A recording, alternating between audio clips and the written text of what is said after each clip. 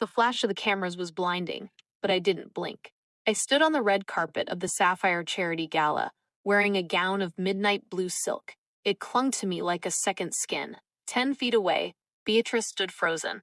Her face was a mask of crumbling porcelain. She was wearing the exact same designer dress, but on her, it looked like a desperate grasp at a youth that had long since fled. The whispers from the elite crowd were like a symphony to my ears. Is that Vivienne Rose? She looks more like Beatrice than Beatrice herself, but with a grace the old woman never had. Beatrice gripped her champagne glass so hard, her knuckles turned white. Her eyes burned with a hatred that I used to fear. Now, I simply smiled at her, a calm, devastatingly beautiful smile. I didn't need to say a word. I had taken her style, her friends, and her throne. I hadn't just left her son. I had replaced her. As she lunged forward, losing her legendary composure in front of the city's most powerful people, I turned my back on her. I wasn't just a daughter-in-law anymore. I was the mirror she couldn't stand to look into. Before the gala, before the revenge, and before the coldness in my heart, there was the dream. I met Everett during a summer in the Hamptons. He was charming, attentive, and had a way of looking at me that made me feel like the center of the universe. He came from old money, a world of ivory towers and unspoken rules, but he promised me that we would build our own world. My mother can be difficult, Vivienne, he told me early on, tucking a loose strand of hair behind my ear. She's a perfectionist, but once she sees how much I love you, she'll adore you. I believed him.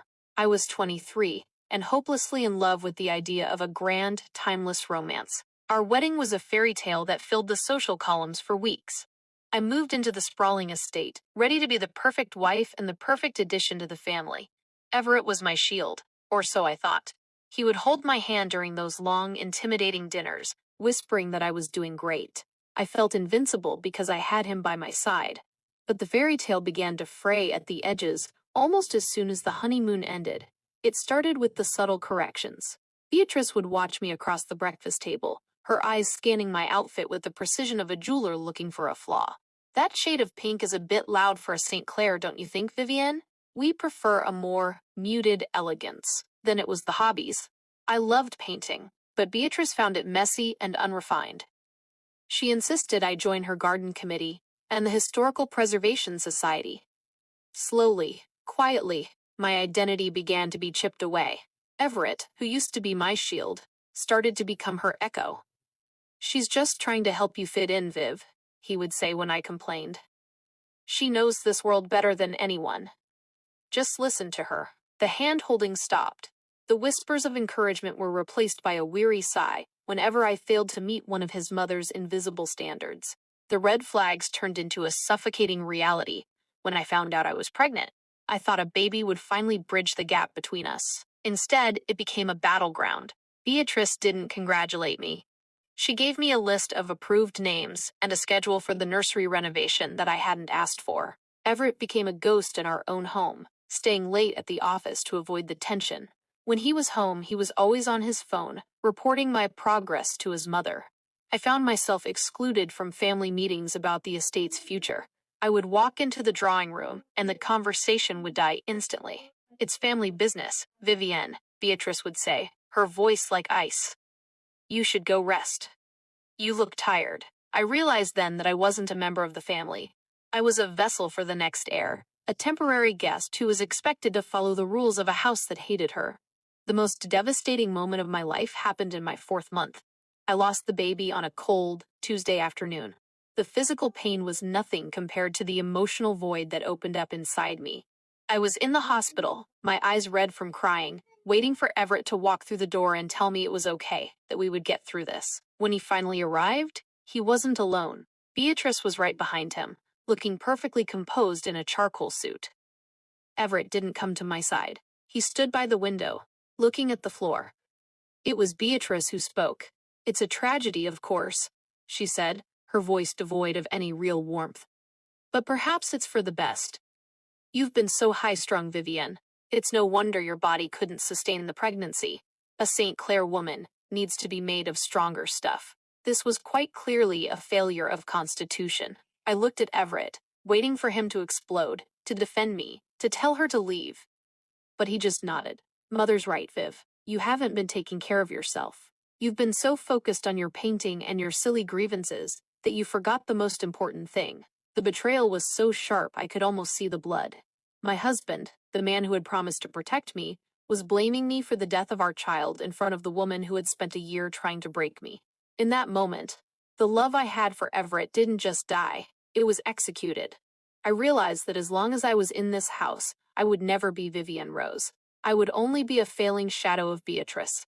I spent that night in the hospital silent, not because I was broken, but because I was finally, for the first time, truly awake. When I returned to the estate, I was a different woman. I didn't argue. I didn't cry. I played the part of the grieving, submissive wife, while I quietly met with the best divorce lawyer in the state, one that Beatrice didn't have on retainer. I documented every cruel remark, every instance of emotional abuse, and every financial irregularity I could find in the estate's books. On the day I served Everett the papers, he laughed. You'll have nothing, Vivienne. My mother will make sure you're blacklisted from every circle in this city. You'll be a nobody. I just looked at him, feeling a strange sense of pity for a man so hollow. I'd rather be a nobody than a version of you, I said. Beatrice tried to humiliate me one last time, calling a family meeting to tell me I was being erased from the family history. I didn't fight back. I walked out of that house with my head high, leaving behind the clothes she had bought me and the life she had designed for me. For a year, I vanished. The social columns whispered that I had moved back to my hometown in disgrace, that I was broke and broken. Beatrice held victory luncheons, telling everyone how she had saved her son from an unstable woman. But I wasn't hiding. I was studying. I used my settlement to undergo a complete transformation. I didn't just want to move on. I wanted to dismantle the very thing Beatrice valued most, her image. She was the grand dame of the city, the undisputed queen of elegance and social standing. I spent that year learning her every habit. I studied the designers she wore, the charities she supported, and the way she tilted her head when she spoke. I became a master of her own game, but I added something she could never have: genuine warmth and modern relevance. My return to the city was calculated. I didn't go to the small parties. I waited for the events where the old money and the new power collided. I started showing up in her favorite boutiques, buying the pieces she had eyed but was too traditional to pull off. I joined the boards of the charities she had neglected, bringing in fresh donors and vibrant energy. Slowly, the whispers shifted. The people who used to fear Beatrice's sharp tongue started to find her tiring compared to the refreshing Vivienne Rose. I was copying her style, yes, but I was doing it better. I was wearing her signature colors with a boldness that made her look washed out. I was hosting dinners that were as elegant as hers but lacked the suffocating tension. I was reclaiming the space she occupied, one social circle at a time. The tension reached its breaking point at the Sapphire Charity Gala. Beatrice had spent months preparing for this night, convinced she would reclaim her spot as the city's top socialite. When I walked in wearing that midnight blue gown, a gown I knew she had specially commissioned months ago, the room went silent. It was the ultimate mirror move. By wearing the exact same dress, I forced everyone to compare us directly, and the comparison was devastating. Beside my youth, my success, and my genuine smile, Beatrice looked like a bitter relic of the past. She lost her mind right there on the red carpet, screaming that I was a cheap imitation and a thief. But to the onlookers, she just looked like an old woman having a tantrum. I stood there, calm and radiant, as the security team gently moved toward her. I had stolen her perfect MIL identity not by fighting her, but by becoming a version of her that people actually liked. I walked away from the gala that night, knowing the war was over. Everett tried to follow me to my car, his face full of a pathetic, newfound admiration. Viv, you look incredible. Mother is just upset, you know how she is. Maybe we could talk? Maybe we could try again? I didn't even stop walking. I didn't need to block him. I had already erased him. Go home, Everett, I said, my voice as cool as the night air. Your mother needs you to hold her hand. I'm busy building a life that doesn't include ghosts. As my car pulled away, I looked back at the gala one last time. Beatrice was being led away, her legendary mask shattered beyond repair. She had tried to break my identity, so I had simply replaced hers. I was Vivienne Rose, and I was finally, beautifully and dangerously myself. This part of my journey taught me a lesson. The best way to handle a toxic person who wants to control your image is to become so successful that their opinion of you becomes irrelevant to the rest of the world. Beatrice wanted me to be a shadow. Instead, I became the sun that made her shadow disappear. I had lost a child and a marriage, but I had gained a soul that was fireproof. I realized that the St. Clair name wasn't a prize. It was a weight, and I was finally light enough to fly. I sat back in the plush leather seat of my car, the city lights blurring past. For the first time in years, I took a deep, clear breath of freedom. The mirror had been turned. The reflection Everett and Beatrice saw now was one of their own making, bitter, lonely, and completely forgotten. The lesson for every young woman who finds herself in a house that tries to shrink her is this: never let them convince you that your constitution is the problem. Your sensitivity is not a weakness. It is the source of your strength. When they try to take your identity, don't just fight for it. Evolve. Make yourself so magnificent that they can't even stand in the light of your presence. A toxic mother-in-law survives on the idea that she is the standard. Show her that she is merely a draft, and you are the final polished masterpiece. Don't waste your breath arguing with someone who is committed to misunderstanding you. Use that breath to build your own empire, so that one day they have to ask permission just to stand in your shadow. As I look at my reflection in the car window, I don't see the grieving girl from the hospital. I see a woman who turned her heartbreak into a weapon of grace. I see a woman who knows that the most powerful revenge is living so well that your enemies become a footnote in your success story. And I leave you with this. If you were pushed to your breaking point by the people who were supposed to be your family, would you stay and try to fix a house that wants to collapse on you? Or would you walk out and build a mansion they could never afford to enter? Is it better to be a perfect daughter-in-law in a house of lies, or a disgrace who is finally truly free? Let your life be the answer. The aftermath of the gala was like a slow-motion car crash that the entire city couldn't stop watching. For days, the tabloids were filled with side-by-side photos of Beatrice and me in that midnight blue dress. The headlines were brutal: the passing of the torch and the fall of the St. Clair matriarch. Beatrice had spent 40 years building a reputation for being unflappable, the ultimate symbol of high society poise. In 60 seconds of screaming at me in public, she had demolished it all. I stayed in my penthouse, watching the fallout not with joy, but with the quiet satisfaction of a chemist watching a long-awaited reaction finally reach its conclusion. I wasn't just a woman who had survived. I was the mirror that had finally cracked her porcelain world. Beatrice tried to fight back, of course. She attempted to use her old connections to have me barred from the board of the Children's Hospital, the very board she had chaired for 2 decades.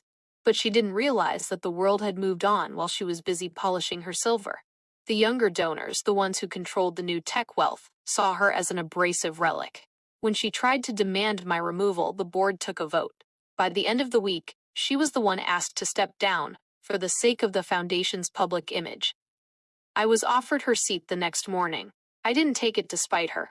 I took it because I knew I could actually do the work she'd only used as a social prop. Everett was the one I truly pitied. Without his mother's social standing to hide behind, he was just a middle-aged man with no real spine and a failing sense of self.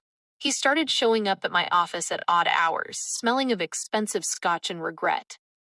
"She's losing it, Viv," he whispered one evening, leaning against my mahogany desk, looking for a warmth that had long since turned to ash. "She spends all day in her room, wearing her old jewelry, talking about the good old days. She blames me for losing you. She blames me for the scandal. I have no one left." I didn't offer him a drink. I didn't even ask him to sit down. I simply looked at him and saw the man who had stood by a hospital window and watched his mother blame me for our loss. "You do have someone, Everett," I said, my voice as calm as a steady heartbeat. "You have the person you chose every single time over me. You have your mother. You both got exactly what you wanted, each other, in that big, empty house, with nothing but your muted elegance to keep you warm." I watched him shrink under my gaze. He wasn't the charming man from the Hamptons anymore. He was a hollow shell, a secondary character in a tragedy written by his mother. When he left, I told my assistant to never let him pass the lobby again. He wasn't a threat. He was just a distraction from the life I was actually living. The final stage of the mirror was the social displacement.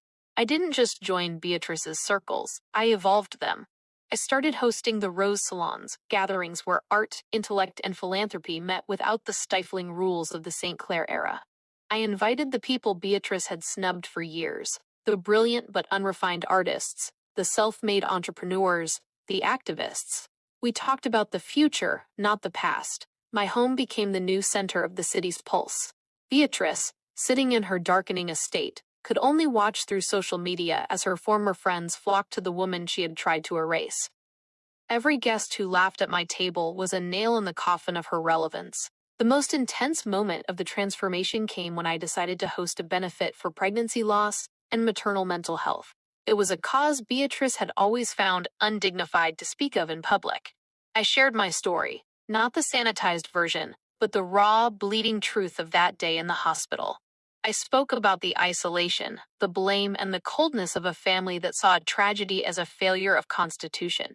The room was silent as I spoke, and for the first time, I felt the weight of that loss lift off my shoulders. I wasn't the woman who failed. I was the woman who spoke for all the others who had been forced into silence. The donations that night broke every record in the city's history. Beatrice's final breakdown happened a month later. She sent me a letter, handwritten on her expensive embossed stationery. It wasn't an apology. It was a plea for me to stop. "You are killing me, Vivienne," she wrote. "You are taking my life, my friends, my very way of being. Why must you dress like me?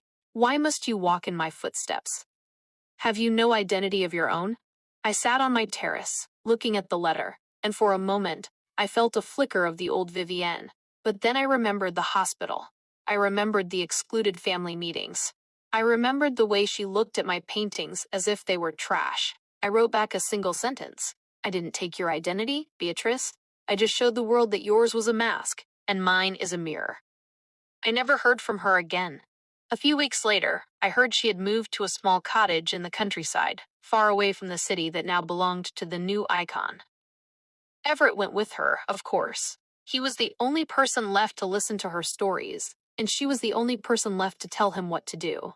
They became a footnote in the history of the St. Clair family, a cautionary tale about what happens when you try to build a life on the destruction of another person's spirit. I am no longer the daughter-in-law who needs permission to breathe.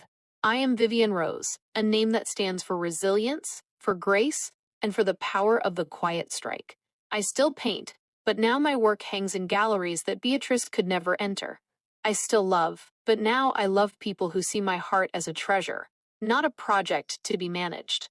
I look in the mirror every morning and I don't see Beatrice's style or Beatrice's clothes. I see a woman who took the pieces of a broken life and turned them into a mosaic. I see a woman who knows that the best revenge isn't a scream, it's a masterpiece. My journey is a message to every woman who is currently being diminished by the people she married into.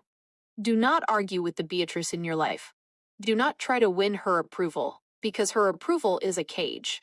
Instead, look at what she values most: her control, her image, her perfect facade, and realize that those are her weaknesses, not her strengths.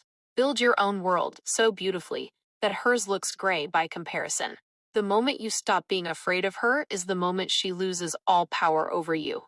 You are not a guest in your own life. You are the owner. I stand now on the balcony of my own success, looking out over a city that I once feared.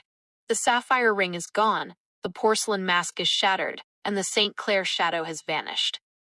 I am free, and in that freedom I find the most motivational truth of all. No one can take your light if you are the one who knows how to ignite it. You are the fire, and they are just the moths that got too close. Let them watch you burn bright. I leave you with this final thought. If you are in a situation where you are being humiliated and controlled, are you waiting for them to change, or are you waiting for the courage to change yourself? Is it more important to keep a peaceful home that is actually a war zone for your soul, or to walk away and be the hero of your own story? Your life is a mirror. What do you want to see when you look into it? A shadow of someone else's expectations, or a woman who had the heart to become her own light?